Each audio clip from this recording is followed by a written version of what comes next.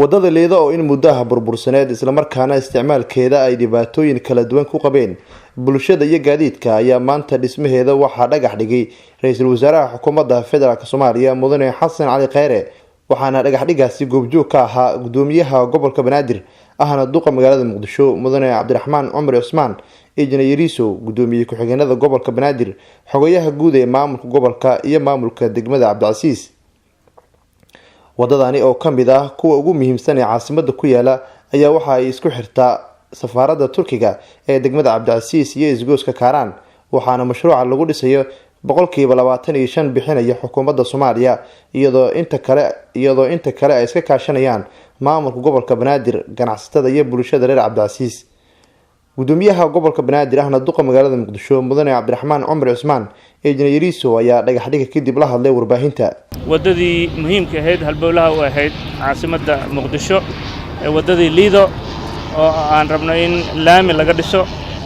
runtiina muddo maamulka gobolka Banaadir wuxuu waday sidii bilcida magaalada loo soo celin lahaa isla markaana wadooyinka aan aaminsanahay inay muhiim u yihiin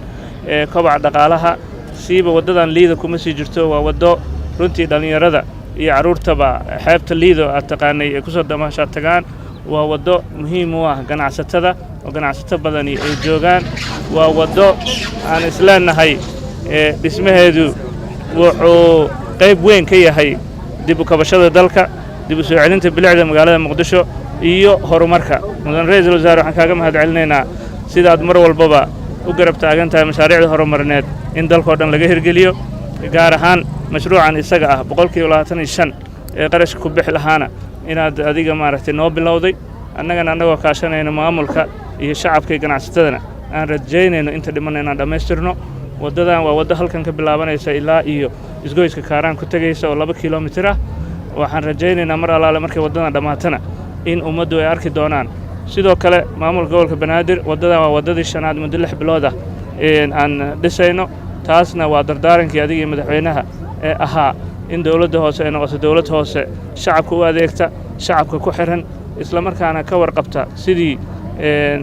kaabayaashii dhaqaalaha loo horumarin lahaa